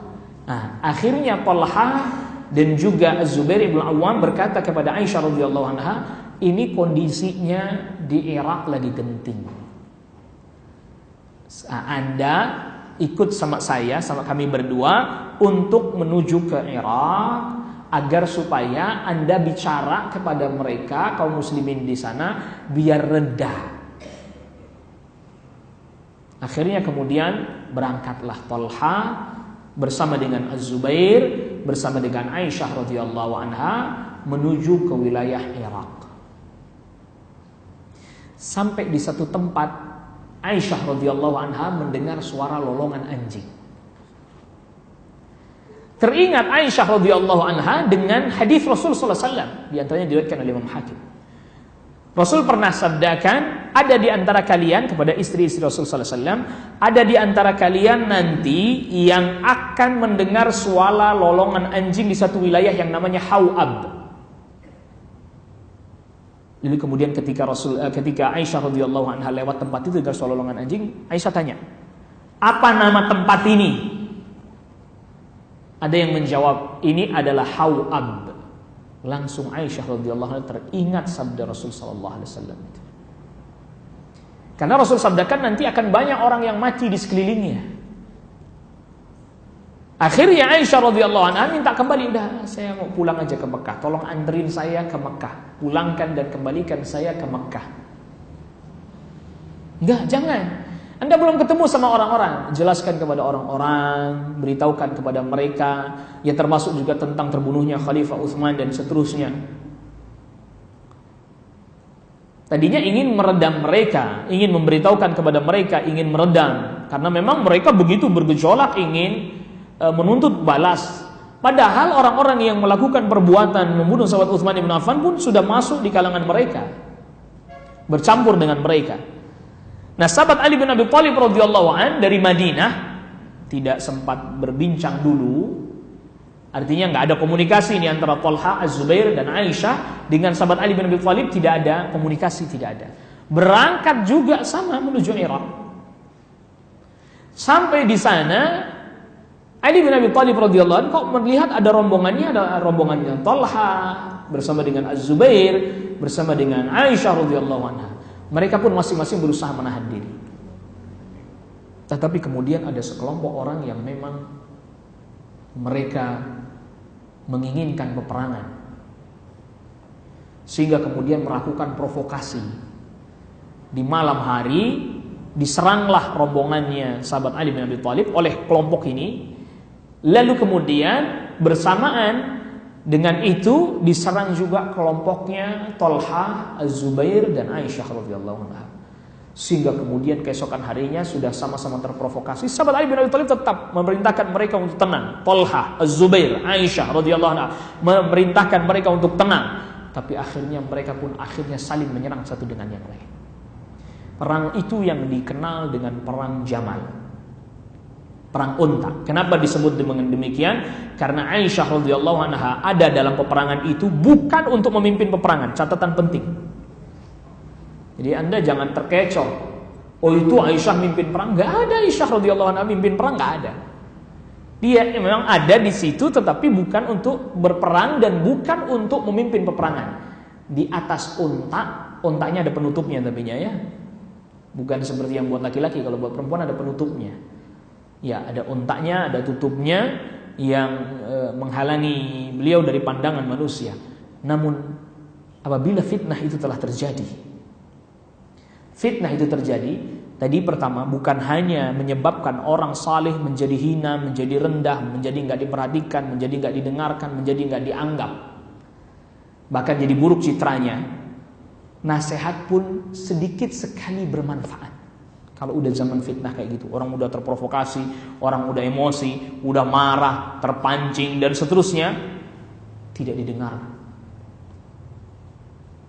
Sahabat Ali bin Abi Thalib tetap melarang mereka untuk berhenti, jangan. Namanya orang sudah marah, emosi. Dari sisi lain, Aisyah radhiyallahu anha, Talha, Zubair juga berusaha untuk menghentikan itu. Tetapi sebagaimana para ulama katakan, fitnah itu kalau sudah pecah, orang itu kalau sudah tersulut emosi, sudah terprovokasi, sudah marah menguasai dirinya, keluar dia dari rumahnya atau dengan jumlah yang banyak, dengan jumlah yang besar, membawa senjata tajam atau semisalnya, melakukan kerusakan, mau diceramahin kayak apa nggak mempan, nggak berpengaruh, sehingga peperangan itu pun terjadi. Dan itu tidak diinginkan oleh kedua belah pihak, terutama dari para sahabat radhiyallahu anhum ajma'in. Yang lalu kemudian singkat cerita, Aisyah radhiyallahu anha dikembalikan oleh sahabat Ali bin Abi Thalib ke Makkah. Itu dikawal dengan pasukan. Diutus pasukan mengawal Aisyah radhiyallahu anha sampai ke Makkah dengan selamat. Dengan selamat. Tidak diganggu sedikit pun. Ada yang menarik. Ada sekelompok orang yang ada di dalam barisannya Khalifah Ali bin Abi Thalib radhiyallahu an, ketika melihat sikap sahabat Ali bin Abi Thalib radhiyallahu an mengembalikan Ummul Mukminin Aisyah ke Makkah, tidak dijadikan tawanan perang. Karena pada saat itu yang menang memang kelompoknya sahabat Ali. Tidak dijadikan tawanan perang, tapi malah dikembalikan dengan pengawalan dan seterusnya, dimuliakan dan seterusnya. Nampaknya ada sekelompok orang yang merasa tidak senang dengan keputusan yang diambil oleh sahabat Ali bin Abi Thalib radhiyallahu anhu. Pada saat itu di Kufah, Ali bin Abi Thalib pusat pemerintahannya bukan lagi di Madinah tapi sudah di Kufah. Ketika zamannya sahabat Abu Bakar, zamannya Khalifah Umar, zamannya Utsman radhiyallahu anhum ajma'in, posisi khalifah di Madinah, maka berarti pusat pemerintahannya di Madinah. Jadi itu sudah menjadi satu aturan yang boleh dikatakan walaupun tidak tercatat sudah difahami oleh banyak orang. Di mana di situ pemimpin berada, itulah pusat pemerintahannya. Ketika sahabat Ali bin Abi Thalib radhiyallahu anhu ke Kufah, maka pusat pemerintahan tidak lagi di Madinah, sudah bergeser ke Kufah. Karena sahabat Ali bin Abi Thalib kemudian diam di Kufah. Nah, lantas kemudian selanjutnya peperangan yang kedua adalah perang yang dikenal dengan perang Siffin, tadi perang Jamal. Perang Siffin, peperangan ini sebagaimana tadi kita sudah singgung di awal bahwa sahabat Ali bin Abi Thalib radhiyallahu an menghadapi tuntutan dari pihak Muawiyah bin Abi Sufyan agar supaya segera menyelesaikan kasusnya Utsman bin Affan, tangkap pelakunya, hukum mereka. Dan kita sudah jelaskan, sahabat Ali bin Abi Thalib bukan berarti tidak mau melakukan hal itu, tetapi memang kondisi yang mesti harus distabilkan terlebih dahulu. Nampaknya pihak Muawiyah tidak puas, maka mereka pun menyiapkan pasukan untuk bergerak menuju ke wilayah Irak. Ketika sahabat Ali bin Abi Thalib radhiyallahu anhu mendengar hal itu, juga disiapkan pasukan menuju ke wilayah satu tempat namanya Siffin. Jadi Siffin itu nama daerah, nama tempat dekat dengan sungai Furat yang ada di Irak. Ya, kita nyebutnya Efrat, Furat. Satu tempat dekat wilayah sungai Furat namanya Siffin.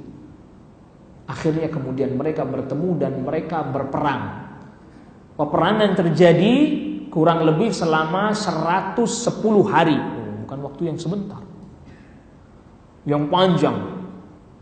Kenapa kok bisa perang? Tadi perbedaan dari sisi ijtihad. Ya, berbeda dari sisi ijtihad. Jadi makanya oleh karena itu semua nggak menginginkan peperangan, tetapi terkadang peperangan itu terjadi di luar perkiraan dan prediksi. Perbedaan pandangan ijtihad menyebabkan terjadinya peperangan pada saat itu. Dan Rasulullah SAW telah sabdakan itu akan terjadi. Dan yang lebih mendekati pada kebenaran adalah sahabat Ali bin Abi Thalib radhiyallahu anhu. Namun bukan berarti kemudian kita diperkenankan atau diperbolehkan mencela Muawiyah bin Abi Sufyan. Anda perlu tahu bahwa Muawiyah bin Abi Sufyan itu ayahnya, dia adalah anak dari Abu Sufyan. Abu Sufyan sudah masuk Islam bersama dengan keluarganya ketika Fathu Makkah tahun 8 Hijriah, masuk Islam sudah. Muawiyah ini adalah kakaknya Ummu Habibah, saudara laki-lakinya Ummu Habibah. Ummu Habibah itu salah satu istri Rasul sallallahu alaihi wasallam. Berarti ipar. Abu Sufyan itu berarti ya mertuanya. Muawiyah bin Abi Sufyan ini juga termasuk penulis wahyu juga, penulis Al-Quran juga, termasuk juga perawi hadis juga, meriwayatkan hadis juga dari Rasul sallallahu alaihi wasallam, termasuk hadis mayuridillahu bi khairan yufaqihu fid din. Siapa orang yang Allah kehendaki kebaikan baginya, diberikan kepadanya pemahaman yang baik dalam urusan agama, itu Muawiyah bin Abi Sufyan yang meriwayatkan hadis itu. Namun itu tadi ijtihad, bisa benar bisa salah. Yang lebih mendekati kebenaran adalah sahabat Ali bin Abi Thalib radhiyallahu anhu. Peperangan terjadi pada perang Siffin yang kemudian berakhir dengan tahkim, diangkat Al-Quran. Akhirnya kemudian masing-masing pihak mengutus utusan untuk berdiskusi. Dari pihaknya sahabat Ali bin Abi Thalib radhiyallahu anhu diutus sahabat Amr ibn al-As. Dari pihaknya diutus, dari pihak yang lain diutus Abu Musa, dari pihaknya Muawiyah bin Abi Sufyan, Amr ibn al-As, dan dari pihaknya sahabat Ali bin Abi Thalib diutus sahabat Abu Musa al-Asy'ari untuk membincangkan. Tapi ternyata nggak didapati kata sepakat, nggak ketemu lah, deadlock, nggak ketemu jalan keluarnya. Ada sebagian riwayat yang lemah yang banyak diedarkan dan banyak disebarkan, katanya sahabat Abu Musa al-Asy'ari dari pihak Ali bin Abi Thalib bicara lebih dahulu, diminta agar supaya dia berbicara secara resmi, meletakkan tampuk kepemimpinan kekhalifahan Ali bin Abi Thalib. Setelah itu turun. Tadinya rencananya masing-masing tidak meletakkan tampuk kepemimpinan, tapi ketika sahabat Amr ibn al-As naik, Amr ibn al-As katakan bahwa saya menerima pengunduran dirinya Ali bin Abi Thalib dan membaiat Muawiyah sebagai khalifah. Ini riwayat tidak benar. Riwayat ini tidak benar. Bahkan sampai naudzubillah ada sebagian orang menuduh sahabat Amr ibn al-As sebagai sahabat yang licik. Ini juga tidak benar. Alangkah sungguh lisan yang begitu buruk lagi keji yang berani mengatakan perkataan seperti ini terkait dengan sahabat. Maka kita belajar ini agar supaya kita juga tidak sembarangan mencela sahabat. Bisa jadi amalan yang kita perbuat bisa menjadi sirna, rusak, disebabkan karena mencela para sahabat radhiyallahu anhum ajma'in. Karena Rasulullah sallallahu alaihi wasallam sabdakan, la tasubbu ashabi, jangan kalian mencaci maki para sahabatku, fa walladzi nafsi biyadihi, demi Allah yang jiwa ragaku ada pada genggamannya, law anna ahadakum anfaqa mithlahu udin dhahaba ma balagha muddahum wala nasifahu. Kalau seandainya salah seorang di antara kalian menginfakkan emas sebesar gunung Uhud, maka tidak akan pernah bisa menandingi infaknya sahabat satu mud, segini, bahkan separuhnya saja tidak. Infak atau sedekah korma, sedekah gandum setengah mud, tidak akan bisa ditandingi oleh kita yang bersedekah dengan emas sebesar gunung Uhud. Jadi kisah tadi kisah yang tidak benar, kisah tidak sahih. Singkat cerita, nggak ditemui jalan keluar, solusinya nggak dapat. Akhirnya sudah perang berhenti begitu saja, tetapi masing-masing dengan pendapat dan pendiriannya masing-masing. Selepas itu kemudian sahabat Ali bin Abi Thalib radhiyallahu anhu bersama dengan rombongan hendak kembali ke Kufah. Nampaknya kejadian arbitrase tahkim itu membuat sekelompok orang tidak puas dengan keputusan yang diambil oleh sahabat Ali bin Abi Thalib radhiyallahu anhu. Ketika perjalanan pulang, di satu tempat kampung namanya Harura, itu kampung namanya Harura, ada sekitar 8.000 orang. Sekitar 8.000 orang lebih berhenti dan tidak ikut bersama dengan rombongannya sahabat Ali bin Abi Thalib menuju Kufah. Mereka memisahkan diri, mereka menyatakan bahwa mereka tidak lagi mau taat kepada sahabat Ali bin Abi Thalib radhiyallahu anhu. Sebenarnya kekecewaan mereka itu sudah lama terkait dengan perang Jamal. Ya. Nah, mereka ini yang kemudian disebut dengan Al-Khawarij. Ini sejarahnya Khawarij.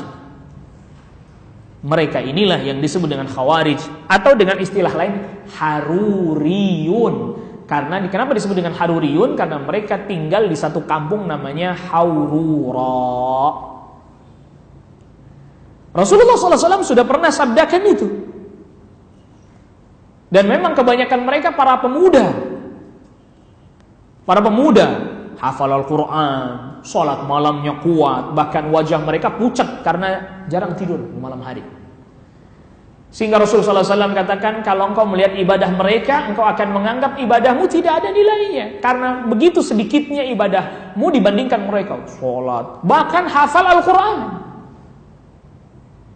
Hafal Al-Quran. Rasulullah SAW sebutkan mereka adalah hudatsaul asnan, sufahaul ahlam. Mereka usia muda, lalu kemudian pemahamannya belum begitu luas dan mendalam. Yaqra'un Al-Quran, la yablughu taraqiyahum. Sedangkan mereka baca Al-Quran gak sampai melewati tenggorokan, artinya hanya dibaca, tapi kemudian pemahamannya di dalam hati tidak mendalam. Ini Khawarij muncul. Dan kita tadi sudah jelaskan, benih-benih Syiah itu sudah ada di masanya Abdullah ibn Saba al-Yahudi. Itu pada separuh akhir dari pemerintahnya Utsman ibn Affan radhiyallahu anhu. Benih-benihnya Syiah. Justru karena sebab benih-benih pemikiran Syiah itu terjadilah pemberontakan dan pembunuhan terhadap Utsman ibn Affan. Lalu kemudian nyata-nyata terjadi, jelas-jelas terang-terangan memisahkan diri Khawarij. Keluar. Bahkan mereka terang mengkafirkan sahabat Ali bin Abi Thalib radhiyallahu anhu. Anda bisa bayangkan. Pemimpin sekaliber Ali bin Abi Thalib. Kita udah jelasin tadi di awal, enggak ada yang diragukan dia ini adalah merupakan keluarganya Rasul, suaminya Fatimah radhiyallahu anha, ayahnya Al-Hasan dan Al-Husain. Yang Rasul katakan, siapa orang yang mencintai dua anak ini maka berarti dia mencintaiku. Allahu Akbar. Orang yang saleh, ilmunya, ibadahnya, ketaatannya enggak diragukan, dikafirkan. Apalagi cuman orang kayak model kita begini. Kalau sahabat Ali bin Abi Thalib dengan kompetensi yang enggak diragukan dikafirkan, lagi zaman orang kayak begini.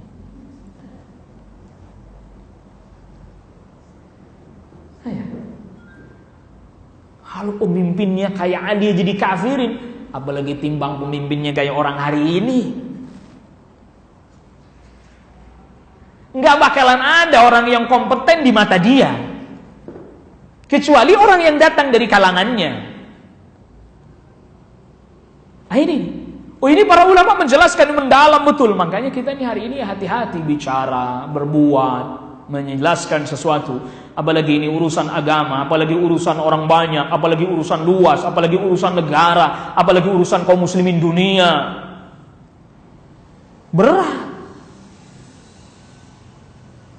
Apalagi urusan pemerintahan, kepemimpinan, berat. Ini bukan sesuatu yang mudah, bukan sesuatu yang ringan, bukan sesuatu yang enteng. Kan enggak sekarang ini. Setiap orang merasa berhak untuk ngomong soal urusan-urusan orang banyak. Ammah. Itu yang Rasulullah SAW sabdakan, ar-ruwaybidah. Rajulun tafihun yatakallamu 'anil 'ammah. Orang enggak berilmu, enggak punya kompeten, bicara tentang urusan banyak, orang banyak. Urusan wudu aja enggak ngerti, urusan akidah yang benar tak faham, urusan salat yang sesuai dengan tuntunan enggak ngerti, bicara urusan luas. Rusak.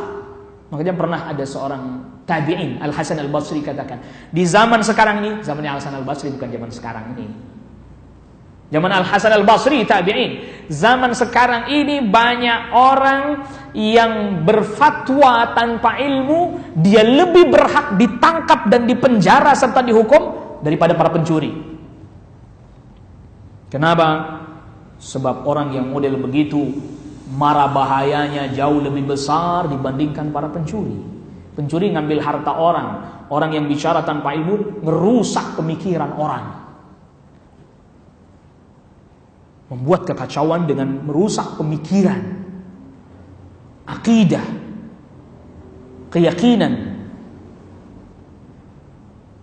Sahabat Ali bin Abi Thalib radhiyallahu anhu menghadapi mereka mengambil beberapa langkah, terutama langkah yang utama adalah dialog. Enggak lantas diperangi, mentang-mentang itu menentang langsung diperangi, langsung dibunuh. Enggak. Dan ini para ulama telah memberikan nasihat kepada para pemimpin termasuk di negeri kita. Makanya Syekh Ali Hasan Al-Halabi hafizahullah taala, beliau pernah datang ke Indonesia nyampaikan kepada para pemimpin, ya orang yang punya wewenang dan seterusnya, bahwa menghadapi sikap-sikap berlebihan itu bukan dengan serta-merta diperangi. Sebab apa? Kalau diperangi satu ditangkap, ntar muncul lagi yang lain. Dikedepankan dialog, diskusi. Makanya sahabat Ali bin Abi Thalib radhiyallahu an mengutus ulama untuk diskusi dengan mereka, untuk berbincang dengan mereka. Diutus sahabat Abdullah ibnu Abbas radhiyallahu anhuma. Diutuslah sahabat Abdullah ibn Abbas, yang kemudian sahabat Abdullah ibn Abbas pun berdiskusi dengan mereka. Singkat cerita, Abdullah ibn Abbas ini nanya, kenapa kalian kayak begini? Ada apa yang membuat kalian seperti ini? Sebagian mereka ada yang bilang begini, waktu perang Jamal, pihaknya Aisyah kan kalah. Mestinya yang kalah itu dijadikan tawanan perang. Tapi kenapa Aisyah tidak dijadikan tawanan perang, malah justru diantarkan pulang ke Makkah? Kata Abdullah bin Abbas, Anda baca ayat bahwa wa azwajuhu ummahatuhum, istri-istri Rasul sallallahu alaihi wasallam adalah ibunya orang mukmin. Kami baca, bagaimana mungkin kemudian Ali bin Abi Thalib menawan ibundanya orang mukmin, yaitu Aisyah radhiyallahu anha. Lalu kemudian lagi ada di antara mereka yang mengajukan lagi, kami nggak puas karena ketika perang Siffin Ali bin Abi Thalib mendelegasikan utusan, itu Abu Musa Al-Asy'ari, dan menyerahkan keputusan hukum kepada utusan itu kepada manusia, sedangkan hukum hanya milik Allah. Kenapa diserahkan kepada makhluk, kepada manusia? Apa kata sahabat Abdullah bin Abbas? Kalian baca juga nggak dalam Al-Quran? Apabila suami istri yang bertikai, dari pihak suami boleh mengutus utusan, dari pihak istri boleh mengutus utusan untuk mencari solusi jalan keluar, jalan damai untuk mereka berdua. Iya, kami baca. Fab'athu hakaman min ahli wa hakaman min ahliya. Baik. Abdullah bin Abbas tanya lagi pada mereka, mana yang lebih penting dan genting, suami istri yang bertikai atau kaum muslimin yang bertikai? Mana yang lebih penting untuk didamaikan? Ya kaum muslimin yang bertikai. Kalau suami istri aja boleh mengutus utusan, kenapa urusan kaum muslimin yang lebih besar nggak boleh mengutus utusan? Dengan sebab itu kemudian ada sekitar 4.000 orang rujuk kembali. 4.000 sisanya lagi masih tetap bertahan. Kenapa? Kebanyakan mereka para tokoh, udah terlanjur gitu. Ya, kadang memang kalau udah jadi tokoh tuh, tokoh apalagi tokoh yang menyimpang tuh berat kembalinya, susah. Kenapa susah? Udah terlanjur jadi tokoh, udah terlanjur jadi panutan gitu. Mau pulang, mau kembali rujuk, kembali kepada kebenaran, malu. Ya udahlah, sekalian aja lah. Ya, sudah basah mandi sekalian.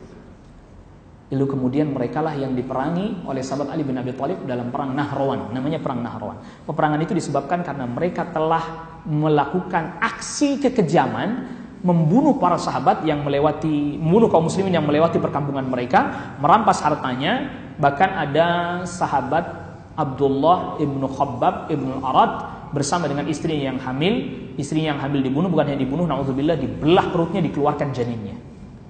Maka sahabat Ali bin Abi Thalib pun memerangi mereka bukan karena pemikiran mereka yang menyimpang, tapi karena perilaku mereka yang telah menzalimi kaum muslimin.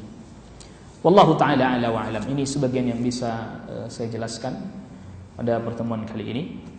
Ustaz, kita diajarkan tidak boleh menentang pemimpin. Akan tetapi mengapa sahabat Muawiyah berani menentang pemimpin Ali atas keputusannya? Apakah yang dilakukan Muawiyah yang menentang kepemimpinan Ali merupakan hal yang salah atau benar? Tadi kita sudah katakan, yang mendekati kebenaran, yang berada pada kebenaran adalah apa yang dilakukan oleh sahabat Ali bin Abi Thalib radhiyallahu anhu. Apa yang dilakukan oleh sahabat Muawiyah adalah satu kekeliruan. Tapi ingat ya, prinsip besarnya kan begini, akidah. Perhatikan usulnya, perhatikan kaidahnya. Sahabat itu secara individu terjaga dari kesalahan dan dosa atau tidak? Secara perorangan terjaga dari kesalahan dan dosa atau tidak? Tidak. Mereka bisa berijtihad dan salah ijtihadnya, keliru. Tapi, ada tapinya, bukan berarti hari ini kita boleh mencaci maki sahabat Muawiyah. Dia salah, dia keliru dalam ijtihad, tetapi bukan berarti kita lantas boleh mencela, mencaci maki sahabat Muawiyah. Di prinsip ini harus difahami. Sahabat itu secara perorangan, secara individu tidak maksum, tidak terjaga dari kesalahan dan dosa. Tetapi bukan berarti kita boleh mencela dan mencaci mereka. Tetap nggak boleh mencela mereka.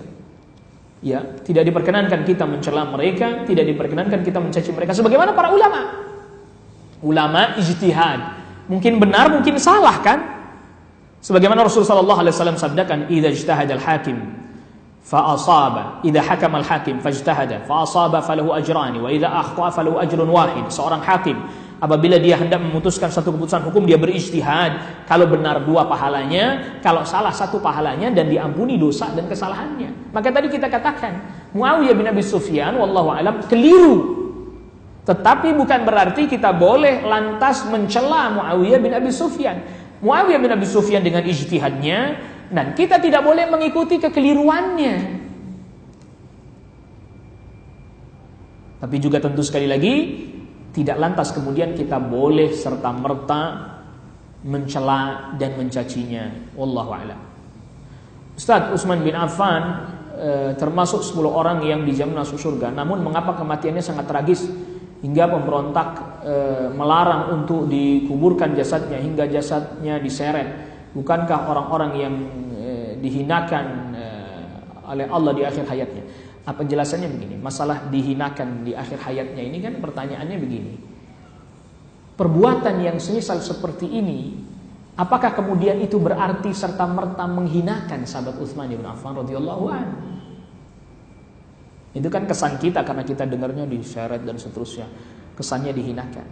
Tapi kan tidak di sisi Allah Subhanahu wa taala. Banyak di antara para ulama bahkan wafatnya ya sakit dan seterusnya, tragis menurut kita, menurut versi kita tragis. Tapi tidak di sisi Allah Rabbul Alamin. Ya tidak di sisi Allah Rabbul Alamin. Makanya jangan kita pakai hukum yang general gitu. Kita sering pakai hukumnya kita generalisir. Pokoknya keadaannya hina, kematiannya. Ntar dulu dihinakan ini dari sisi apa sudut pandangnya kita? Ya dari sisi sudut pandang yang mana? Gitu. Kalau dari sisi pandangan syar'i, syariat tidak, enggak. Ya wafat di atas hak, di atas kebenaran. Walaupun tadi perilaku orang-orang perlakukan seperti itu. Atau misalnya waliyadzubillah hari ini misalnya ada orang-orang muslim yang wafat di negeri-negeri atau mereka mati dalam keadaan naudzubillah dipotong tangannya, kakinya, ya mutilasi dan seterusnya, bahkan anak-anak dan seterusnya. Lihat dari sisi dunia mungkin kita bilang dihinakan. Tetapi belum tentu itu dari sisi Allah Rabbul Alamin. Dan saya ingatkan juga ini, saya teringat fatwanya Syekh Saleh Fauzan hafizahullah taala.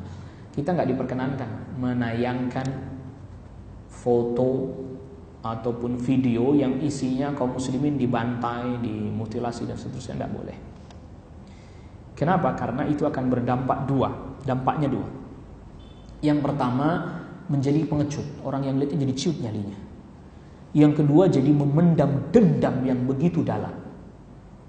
Antara dua. Sehingga akhirnya dia pun akan jadi orang yang melampaui batas. Makanya kalau Anda pengen jadiin itu orang itu pendendam, Anda tayangin aja itu terus sambil Anda semangati dia untuk berbuat melampaui batas, ngebom atau semisalnya, jadi dia bomber. Selesai dah. Makanya tidak diperkenankan kita untuk menayangkan gambar-gambar kaum muslimin yang kepalanya naudzubillah, tidak boleh. Tidak diperkenankan. Begitu juga video. Wallahu a'lam. Masih ada waktu ya bertanya. Silakan. Tadi yang pertanyaan itu maksudnya gini saja. Jadi di situ Muawiyah itu ya melawan pemimpinnya yang sah Ali. Ya. Terus seperti kejadian berdirinya Arab Saudi pun mereka yang Anda tahu melawan kepada pemimpinan Khilafah Utsmani misalnya. Mungkin ada salah anak pemuda. Nah, cuman yang anak mau ambil terkesan jika kita seperti Muawiyah pasti dianggapnya buruk. Misalnya di dalam pemerintahan sekarang gitu ya, ada di dalam pemerintahan sekarang ini ada beberapa pejabat yang tidak setuju dengan keputusan seorang presiden. Lalu ia akhirnya ingin seperti yang dilakukan seperti Muawiyah itu pasti dianggapnya langsung buruk gitu. Tapi di sisi ini kita memandang Muawiyah itu tidak buruk gitu. Padahal kondisinya kita diajarkan untuk tidak boleh menentang pemimpin yang sah. Ini berarti ketidakfahaman dari sisi manhaj. Saya katakan ini tidak faham dari sisi manhaj. Maka tadi pegang usulnya. Jadi kita faham. Tadi saya sudah jelas katakan Muawiyah keliru, salah. Jangan ikuti. Tetapi kita tidak boleh mencela Muawiyah karena beliau sahabat yang Rasul larang mencela, gitu loh. Saya udah jelaskan jelas terang terkait dengan keluarganya Saudi. Para ulama telah melakukan klarifikasi. Ya, di antara klarifikasinya bahwa wilayah yang dipimpin oleh Muhammad ibn Saud pada saat itu wilayah yang tidak masuk dalam wilayah kekuasaan Turki Utsmani. Tapi itu memang pure wilayahnya keluarga Saudi yang tidak ada kaitannya. Artinya dia berdiri sendiri, bukan di bawah kekhalifahan Turki Utsmani. Turki Utsmani memang menguasai Makkah dan Madinah, tapi ada wilayah-wilayah sekitar itu seperti Ihsa, kemudian Dir'iyah, kemudian Uyainah. Itu wilayah-wilayah dipimpin oleh pemimpin kabilah-kabilah yang ada di negeri itu. Jadi itu bukan pemberontakan kepada Turki Utsmani. Dan itu sudah diklarifikasi oleh para ulama. Maka Muhammad ibn Saud dan keluarganya, Malik Saud dan keluarga yang pendahulunya, ketika diminta oleh Syekh Muhammad bin Abdul Wahab untuk membantu dakwahnya, bukan menentang pemerintah. Dia justru pemimpin resmi di negerinya pada saat itu, yang itu di luar wilayah kekuasaannya Turki Utsmani. Begitu. Itu klarifikasinya. Nah, baik. Oke lah sekarang misalnya kita katakan bahwa Muhammad ibn Saud misalnya, menurut sebagian versi orang Indonesia atau versi, karena para ulama Saudi jelasinnya begitu. bahwa itu penentangan, kita katakan salah.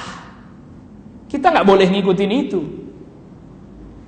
Iya kan? Salah, kita nggak boleh ngikutin itu. Sebagaimana tadi sudah saya katakan, Muawiyah keliru Muawiyah. Jangan ikuti Muawiyah. Tapi kita nggak boleh celak Muawiyah gitu loh. Karena hadis Nabi, jangan celak para sahabatku. Maka tadi maka begini loh. Para ulama jelaskan, pegang usulnya, pegang pondasinya, pegang kaidahnya.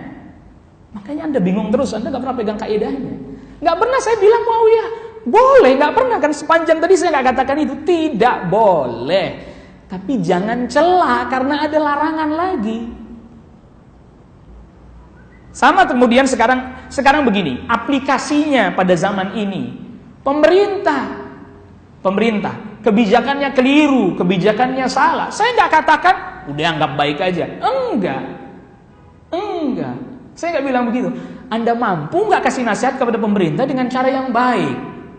Datang, ketemu, bicara, sampaikan. Ya siapa saya Pak Ustaz? Lo berarti nggak mampu kan?